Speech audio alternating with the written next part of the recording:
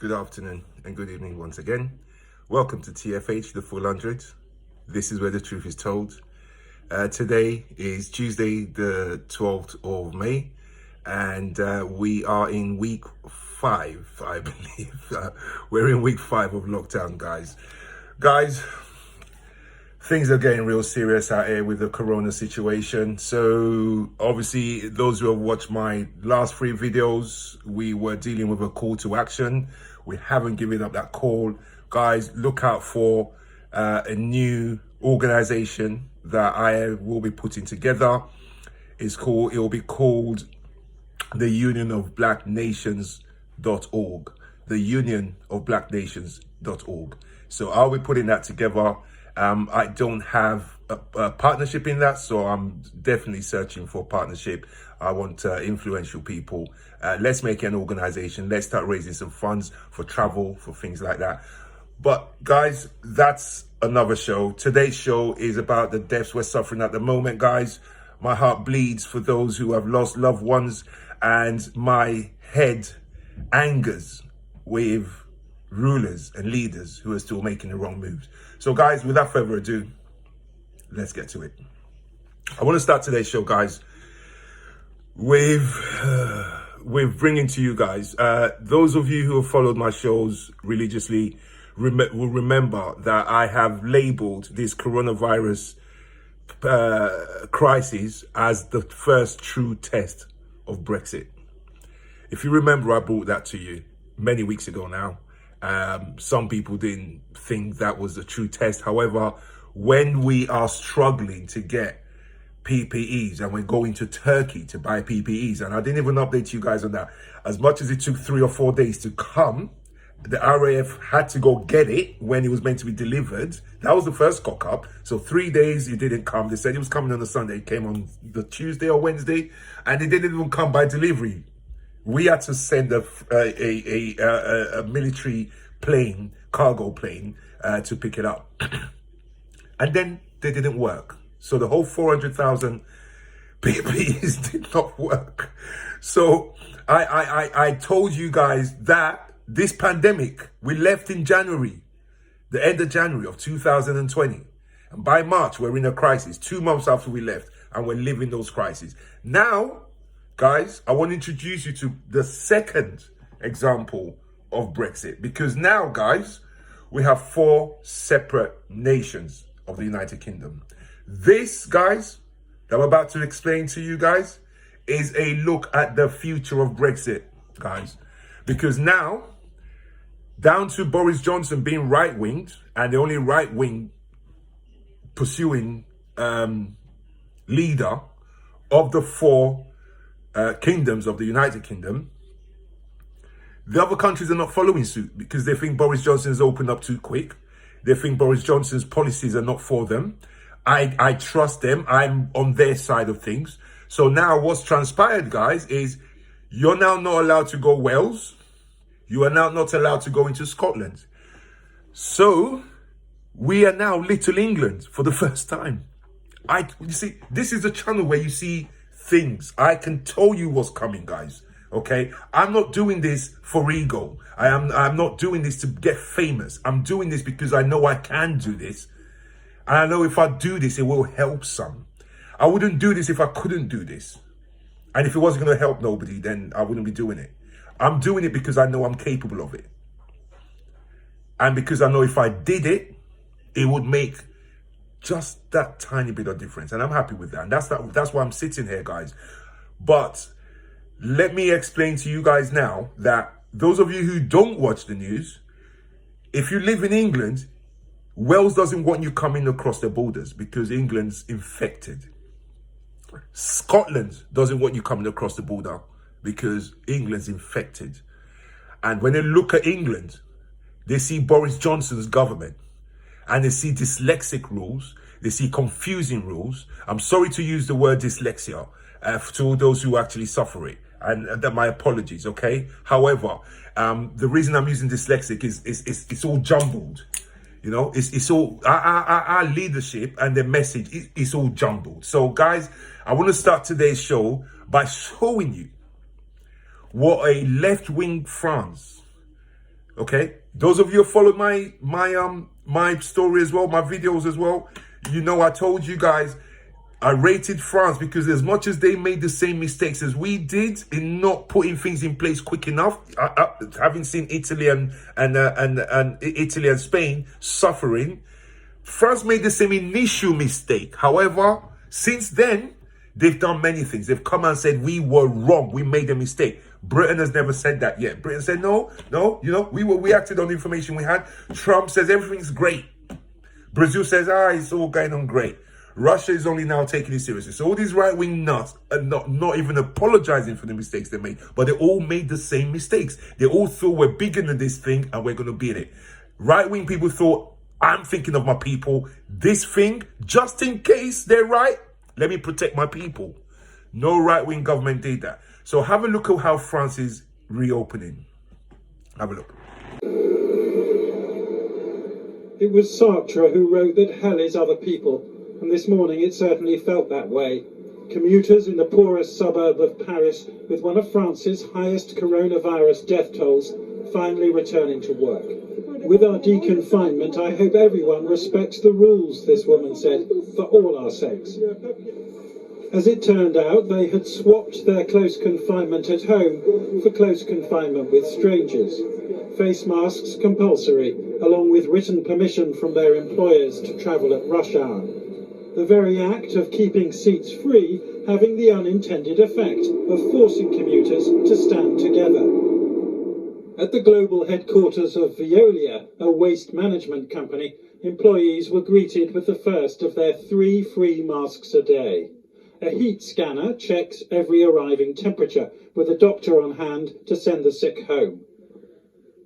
If it looks like the Marie Celeste, that's because Veolia is for now only letting 30% of its 2,500 staff back into the building, and Camille here didn't sound entirely happy to be there. Are you seriously telling me you wear a mask all day for 8 hours? Yes. What's that like? It's complicated. Just look at what we are doing. We do understand each other, but it's quite hard sometimes, but it's okay. Is it better than working at home? No, it's not. The French have a word for today's atmosphere: anxiogène, anxiety-inducing. Some shops which could open have not yet done so. The Champs-Élysées is looking more like itself, but the theatre where Sartre first locked 3 characters in a room for eternity is itself closed. Would you describe yourself as happy or nervous? Both. Happy, more happy than nervous, but a little bit nervous. France has marked its highest infection areas in red, with green marking where the rate is more under control. In both zones, most shops, businesses and primary schools can now open, but secondary schools are still shut.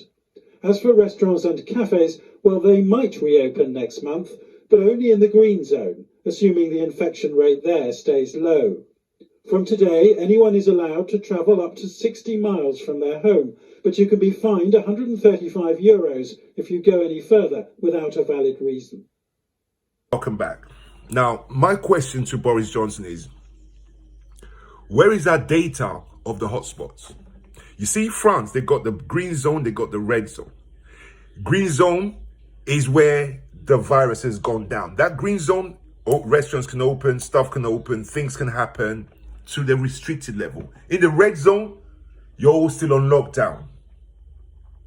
Now, people from the red zone, because they're low-level workers and stuff, are coming into the green zone where their jobs are. However, can you see that the government said wear protection? Can you see that the government is taking all precautions for that mixing of people? What's our government saying to people? Don't wear masks. Save the NHS. Boris, Matt Hancock, developed countries are issuing masks free of charge. When you tell people to go back to work and you don't give the companies masks, so those who are coming into work can receive. Did you see the company in that video? 3 masks a day. Each employee is entitled to 3 masks a day.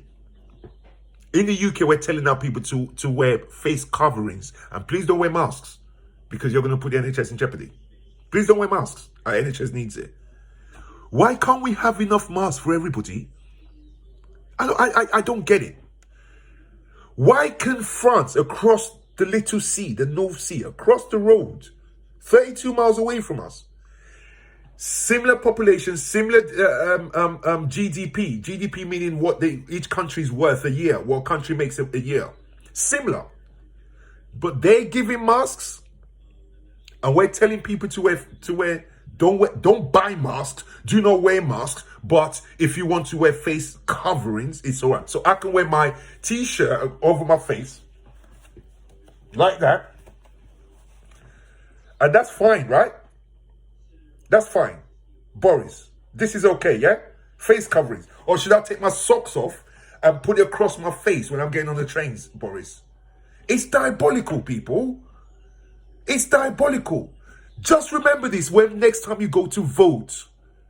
That's all I'm asking you. Don't take my word for it. Don't take my... Watch what is happening in slow motion. And then make your mind up when you go to vote next time. Okay? Now, the next video I want to show you guys. This is why it's so important. What the directives they're giving us, guys. So I'm going to show you a video now of Wuhan and South Korea. Guess what's happened? Both thought it was all over, but it wasn't. Take a look. Why it's so important how you unlock. Because I'm telling you guys now, we're going to have a big second wave. America's going to have a big second wave, and the UK is going to have a big second wave. I am not wishing it on my people. I promise you, I am not wishing it, because the second wave means more people pass. And if more people pass, it means at least 33% of my race will be lost in that. 33 when we're only 3% of the country. So I am not wishing this on the country to have a second wave. However, you do not have to be a mathematician or good in statistics to know that you have to follow the example of the mistakes that people have made and try and avoid those mistakes. But we're not doing that here. We're just plodding along on a right-wing ideology. Have a look, guys, at Wuhan and South Korea. And I'll see you on the other side. Well, the Chinese city of Wuhan, and this is concerning to people there, is reporting a new cluster of cases for the first time since early April. You'll remember the virus and the pandemic initially originated there at the end of last year, and there was a positive development when the numbers went down, the community infections, to near zero. Now we're seeing this new spike. So what is the reason behind it, and what are authorities going to do to respond to it? Ivan Watson has those details. That city that went under a very fierce 76-day lockdown has had a small outbreak of community transmission. 5 new cases found there on Sunday. That has prompted the authorities to raise the alert level in one neighborhood there. And things had loosened up there. For example, high school seniors were going back to school in Wuhan just last week, and now people have to be on alert. They've been urged by the top health authorities to be on alert and to take precautions against the virus. Well, South Korea as well is fearing a second wave of the virus after a new outbreak surfaced in Seoul. Paula Hancock has our story.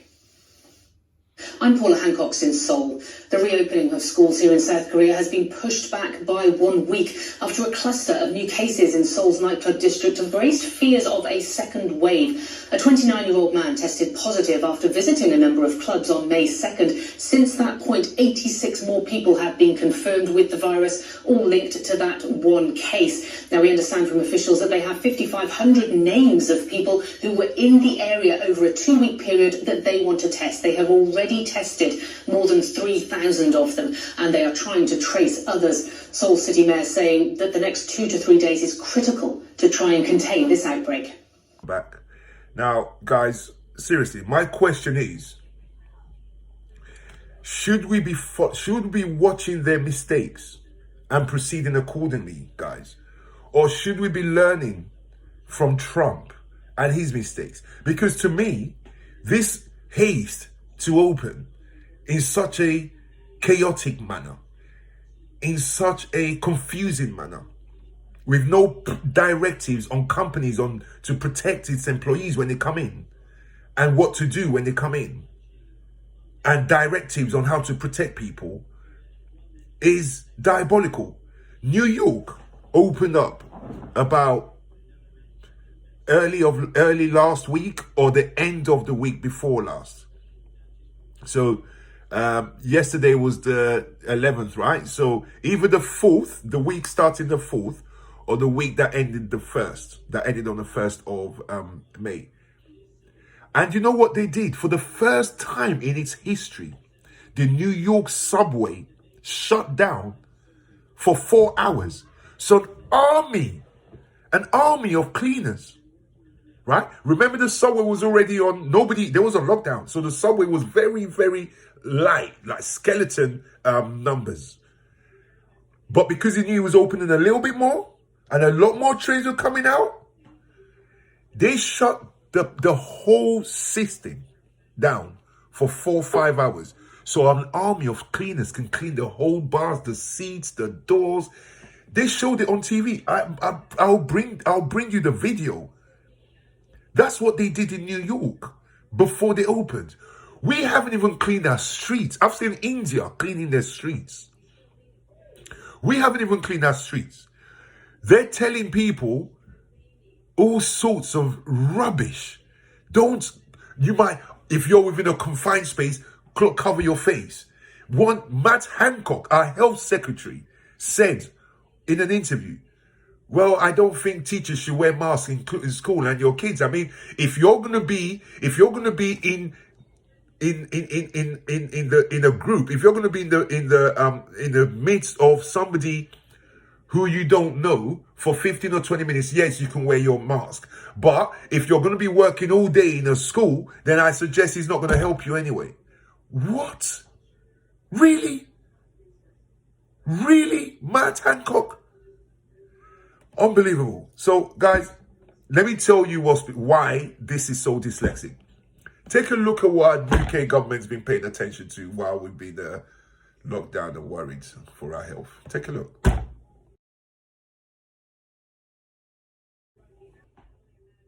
While we're busy on lockdown, the UK is deporting people, chartering a flight, the only flight. The Home Secretary is still busy deporting, basically, guys. And you know, it's funny because I mentioned Nigel Farage the other day, leader of a party, so-called Brexit party. Clearly, Brexit's got nothing more to do now because they've got Brexit. So he finds a new title. He is now the immigrant catcher in chief.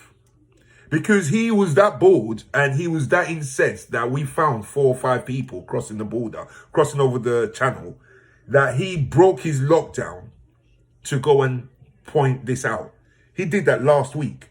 And the very next week, the Home Secretary is deporting people.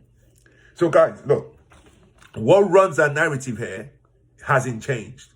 Yes, you are dying, you are dying, you are dying, and you are dying. But guess what? We still got to get rid of immigrants. You know, you would think that all arms of the government is all hands on deck, as they say. In times of a crisis, is it not all hands on deck? All resources of the state on deck? Nah. And then you're asking for common sense. Boris, you're asking the same people that your party has spent the last decades and centuries taking common sense away from them, so they can't think for themselves, so they just follow you guys blindly, follow politicians blindly. You're now asking them to find that common sense back just for this time, yeah? Just for this period. But as soon as this period's over, you're going to play your games again and get rid of the common sense, right? So they don't see through your failures. You guys are failing enormously, guys. You really are. I mean, Boris, I gave you props here the other day on my show when you seem to have been doing the right thing. But to be honest, I think your right-wing instincts just come right back in. You forgot that it was immigrants that looked after you. You've forgotten the New Zealand lady who's an immigrant that looked after you. You're forgetting all the foreign names you mentioned on your speech. None of that matters now. So now you want people to have common sense, right? Now, my question is, what does a year one need to go to school for? I mean, I get the year sixes going in. I get that. There is the last few months before secondary school. But year one still has 5 years to get there. If you started school in year two, right, you still catch up. There's nothing serious. As long as you can read and write by the time you get to that point, there's nothing serious. And even if you couldn't read and write, if you join school like in year two, you can read. How many foreign kids? My son moved to Spain at the age of 7 and started their school over there, learning Catalan, difficult language, as well as Spanish at the same time. And within 6 or 8 months, the boy was speaking Catalan and Spanish fluently. So much so, a couple of years later, they thought we moved to Spain from Valencia, another part of Spain. His school friends were saying, oh, didn't you come from Valencia? No, we came from London. Really? So what does a year one kid need to go into school for, that you've got to put that kid at risk? Knowing full well that if they catch the virus, the last time the parents might see them is when they get into the ambulance. And you want to jeopardize their lives for what? So their parents can go back to work? Because I don't get the motive. Is that so their parents, is that the little ones, the reception and the year ones, they need to be looked after so their parents can work? Once you get past year one, you're kind of an older child now. So maybe an older sibling can look after you. Maybe a neighbor can look. Is that the thinking? Because I don't understand why year receptions and year ones need to go back to school. I really don't. And then year 2s and 3s and 4s and 5s don't need to. I don't get that. In my world, if they need to go back, I'll say year 5 and 6. Year 5 and 6, because at least you can tell them about social distancing. The first day, you can tell them, so you can leave stuff at where they can clean that and make sure they're clean and make sure they're doing. You know, how are you going to tell a reception kid not to hug his friend or her friend? Boris, I don't get this. It really is mind-boggling where you're going with this. It really is. But guys, look, when you look at them telling the classrooms to social distance in the class, toddlers, more or less, toddlers, yeah? When you look at the House of Commons, a place that could hold about 600 people, they literally got about an eighth, a tenth of the number of people that the place holds in there. Have a look on TV, guys, where they're sitting. It's basically empty. They got like 20 or 30 people in a place that holds 600. Now you got a classroom that holds 30. How many are you hoping for them to have in there? In the same ratio, if you take the same ratio, 30, shouldn't it be about 3 kids in class right now? How many do you want to bring back? Answer the public, please. Right? Now, guys, I want to, then they talk about stay alert, control the virus, and save lives. Stay alert. What is that meant to do? Am I meant to have a look at this picture coming and I'll show you what I'm supposed to do? So I guess I'm meant to duck it when I see the virus coming, duck it that way, lean back like in the Matrix. Is that what I'm supposed to do? Because I don't know what stay alert means. I'm already alert. What level, what higher level of alertness do I need to be? Like, what are you telling people to do? To have double-sighted glasses? Or I don't get what stay alert means. I know what saving lives means, but you're not doing that, my friend. You're not doing that. Because I believe that this country should have been on lockdown. This is why, my people, that Scotland has split away from the Union on this one. Wales has split away from the Union on this one. And Northern Ireland has split away from the Union on this one. So for the first time, my friends, in our lifetimes, you cannot enter Wales right now if you live in England. If you're from England. You can't drive into Wales. You can't drive into Scotland. And you definitely can't be driving into Northern Ireland. So welcome to Little England for the first time in our lifetimes. Right? And those of you who thought this is what you wanted, guess what? Your family in Wales, you can't go see them right now. If you got family in Scotland, you can't go see them right now. Guys, I want to move on because I don't want to waste my time on foolish stuff. Now, what I want to go to next, okay, is Matt Hancock on TV today, Another situation that they're failing to clarify, which is, what do you do as a worker if your boss tells you, if your boss is one of those greedy people and one of those non-empathetic people that just cares less about anything, just my company, my business comes first, nothing more, and he tells you to come into work? What do you do? Matt Hancock was asked twice. Now, this is what I hate about British journalism. It's weak, and weak. Let me ask you guys something. If you approach somebody and let's say you had the authority to, I don't know, let's say you're a car park owner, yeah? Or even a traffic warden, whatever you want to say. And you say to someone, Mr. Brown, where's your car? He says, oh yeah, I have a car. My car's a Range Rover. It's black. I love parking it at safe places. You know, I've got a drive in my house, so when I'm at home, my car's always safe. Is that the answer to the question? Hell no. So what do you do? You go, oh, okay. But Mr. Brown, what I asked you was, right now, where have you parked your car? Well, I really park my car in the safest places I can find. And whenever I park in a safe place, nothing ever really happens to my car. I remember I've parked it once in a not so safe place, and I remember my car got scratched and I weren't too happy. So ever since I've always parked my car in a decent place. Do you then stop having not received an answer? Or do you ask a third time? Mr. Brown, you're not answering my question. My question to you is, Mr. Brown, where have you parked your car now? Can we walk to your car? Would you not insist on getting an answer? Take a look at British journalism at its worst. Let's just go to the workplace now. People are actively encouraged to go back to work. On Sunday we were told Monday, on Monday we were told Wednesday, but we'll leave that to one side. Actively encouraged. What happens if you're called by your boss and told to come in and you say, I'm not going to because it's not safe? Is that common sense? Is that okay? Well, the employers need to put in place the guidance for safer working and for safe working in the workplace. We're setting out those details later today. We've done an awful lot of work on them, not only with employers, but also with trade unions. The trade unions describe them as a step in the right direction. So we're making progress on how to do that. Okay, but you jumped them because you said Wednesday. So people are thinking, or on Sunday you said Monday. So people are thinking they've got to go back to work, but they haven't got the measures in yet. So are they within their rights? I'm asking you again to say, I'm not coming into the workplace. Can they do that? Well, employment law hasn't changed, but people need to put these measures into place and to protect people as much as is reasonably possible in the workplace. That's what the new guidelines for safe working are all about. So you can't be sacked for refusing to come into work? Well, everybody's got to work together. You know, that's one of the big principles of this whole crisis, is everybody's got to work together and behave reasonably. And that's what we've seen the vast majority of people do. If I'm displaying common sense and staying alert, and I accept your argument that we've got to be trusted to understand that, I'm going to get into work by bus, let's say, and I arrive at the bus stop and there's a queue, and I can tell it's not a socially distanced queue, and the bus is going to be crowded. I should turn around and go home, shouldn't I?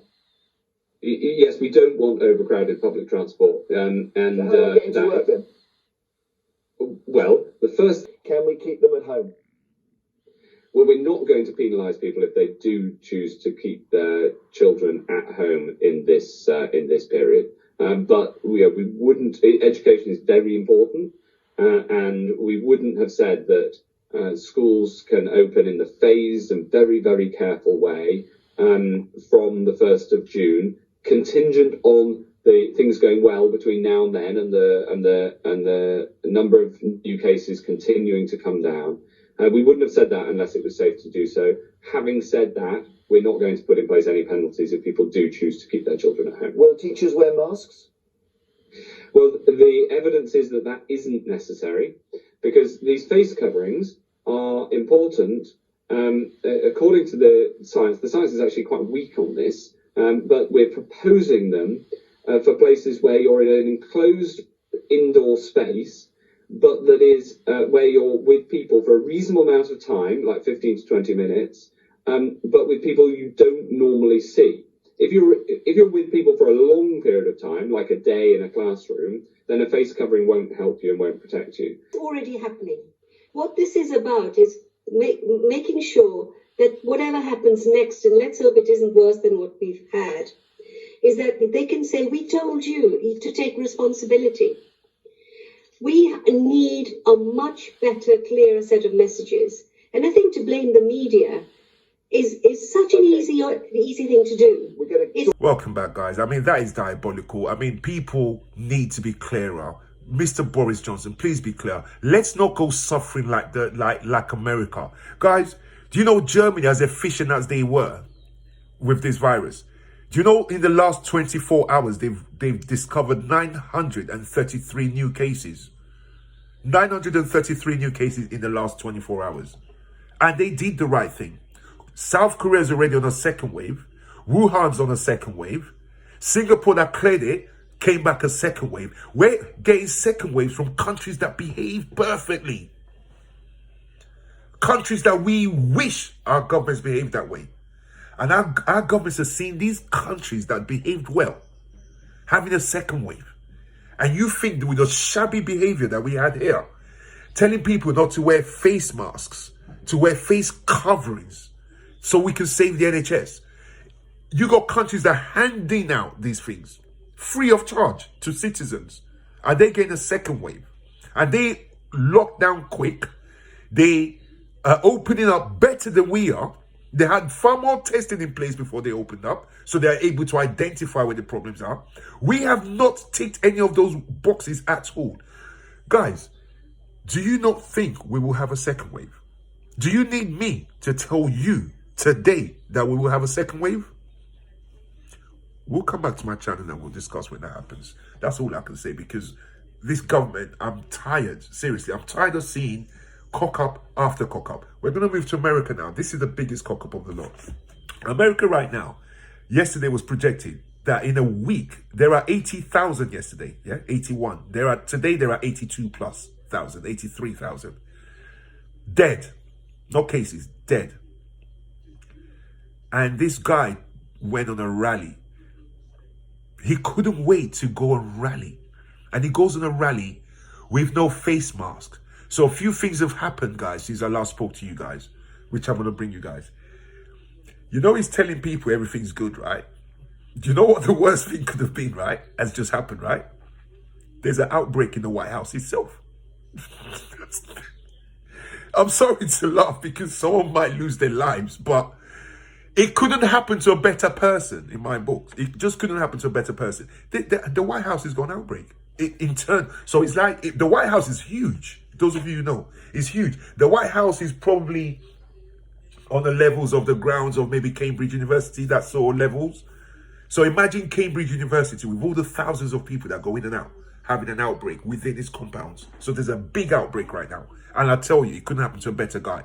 But in all of this mess and chaos, yeah, they've told them that their projection was 76,000 by August. They are now at 83,000 in May.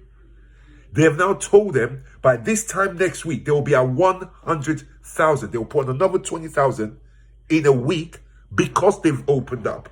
Because he's forced people to open up. Because he's telling people to liberate the states. Because he's telling people to go march and tell them to come out. Because he's worried about his election and the economy. I'm going to bring you lot a view of South Korea and the US. Two countries that found their first patients on the same day. But before that will be on another day, on another show. Today, I'm going to show you guys Trump's latest fiascos. Take a look, guys. Hours, President Trump hits the road for the first time in months, heading to the key battleground state of Arizona. Ken La has more from Phoenix. As President Trump heads to Arizona, businesses prepare to open up. Sort of. Victoria Lindley's boutique, Muse Apparel, sells curbside now. The state's governor allowing retail to open statewide this week. Like many across the country, she feels the push-pull of this virus. It's just been so weird being closed. So I'm really looking forward to having this part behind us and moving ahead. I do think that most people are a little hesitant, a little nervous, And mostly it's because if you look at the statistics in Arizona, they're not great. Arizona is not among the worst states in the country, ranking 23rd in the number of reported coronavirus cases. In the last 2 weeks, that number has ticked up. The president is making the cross-country flight to Arizona as his first major trip outside the D.C. region since coronavirus shut the nation down. President Trump will visit the Honeywell Aeronautics plant that's now producing N95 masks. Those masks are also being produced at the Honeywell plant in Smithfield, Rhode Island, much closer to the White House. But Arizona is a battleground state for Trump's re-election. And Trump's Arizona base is looking forward to his arrival. I think it's awesome. Trump 2020. Amen. Carrying Trump flags, protesters packed the lawn outside Arizona's state capitol. Like other reopened protests around the country, they are calling for the state economy to fully open back up. Few wore masks, no social distancing. Do you feel safe being in this crowd with your child? Yeah, we want President Trump to know that we love him. Do you like Trump? You like Donald Trump? Donald Trump's gonna open the parks for you, huh? Yep. Some carried guns, others signs denouncing vaccinations, sharing with us dubious theories. Wash your hands of fear, lies, mainstream media, CDC, WHO, Fauci. Masks have been proven to be ineffective. We have immune systems. Stephanie Odom says also driving her financial need. She feels safe to reopen her jewelry store by practicing smart hygiene. We have people wanting to come in. We have employees wanting to work, and we're not allowed to. But Walmart can. And we want to welcome our viewers in the United States and all around the world. This is New Day. It is Tuesday, May 12th, 6 o'clock here in New York. And this is a significant morning in terms of our health. This morning, the nation's top health officials will testify in front of Congress for the first time since the coronavirus became a pandemic. A lot has changed in those 2 months. Medical experts have learned a lot, and this morning we will hear from them. The New York Times got a preview that they have a report on what Dr. Anthony Fauci will say. He will issue a stark warning to the American people. He'll say that reopening the country too quickly will cause, quote, needless suffering and death. He'll also explain why he believes that reopening too soon will make it harder for us to return to normal. As you know, the majority of states are already easing restrictions, even though none of them meet the White House's guidelines for reopening. And CNN has a new national poll just out moments ago that shows a majority of Americans believe the federal government is doing a poor job with this pandemic. More Americans are overwhelmingly afraid or concerned about a second wave of the virus hitting us. So we'll break down all of those numbers in a moment. And to claim we have prevailed obscures the failures in testing in the early stage of the pandemic that cost lives and the economy, and it ignores Dr. Fauci's warning that you will hear today that making the wrong choices now will lead to needless suffering and death. It seems this is a sore subject for the president. He abruptly ended a briefing yesterday after facing simple questions from two female reporters. He told one of them, a Chinese American, to go ask China. Let's begin our coverage with CNN's Joe Johns, live at the White House. I think there's a lot of expectation about what Dr. Anthony Fauci will say under oath to Congress and America today, Joe. The nation's top infectious disease doctor seeming to react to the many states that are ignoring the White House's guidance for relaxing restrictions and proceeding with reopening their economies. I get the impatience, people want to open up, but there's been pretty strict, and pretty easy to follow criteria, these gating criteria. None of the states sort of follow that 14-day downward trend, having the testing in place, and then ultimately being able to trace. They're not there. I mean, that's data. I mean, that's evidence. At the White House, a new look for some staffers spotted in the Rose Garden wearing masks. A source telling CNN a new White House memo requires all staff entering the West Wing to wear one and to follow social distancing. This move a likely response to two White House employees testing positive for the coronavirus last week. Thank you very much. Thank you. Once again, the president did not wear a mask. In the of me. I'm not close to anybody. As he applauded America's response to the pandemic and said there are enough tests to go around. As far as Americans getting a test, they should all be able to get a test right now. But that's not what experts say. The reality on the ground is that many people who need a test can't get one today. And until they can get one, it's really dangerous to try to open up our economy. Taking questions, Trump growing increasingly frustrated and reaching his boiling point with one reporter. Why is this a global competition to you if every day Americans are still losing their lives and we're still seeing more cases every day? Well, they're losing their lives everywhere in the world. And maybe that's a question you should ask China. Don't ask me, ask China that question, okay? Sir, why are you saying that to me specifically? I'm telling you, I'm not saying it specifically to anybody. Before abruptly ending the news conference. So he decides to go on a campaign tour with no masks, getting thousands of people in close. I'm just glad it's his supporters that he's doing that too. Seriously, not the common man. But I do worry because this thing is killing 60% blacks and Hispanics over there. Higher ratio to blacks than Hispanics. But it's killing more ethnic people than it's killing indigenous white people. Well, they're not indigenous white people, but then it's killing the white people. Indigenous people are the American Indians. I happen to a better guy. I'm sorry if I come across... if my view of that upsets some people. I don't mean to cause upset. Everybody knows that you get to that point where you just want the guy to get comeuppance because of how he's behaving. He's so blasé about things. I really wish he himself would catch corona at this point. And I do not apologize for that, because too many people have died.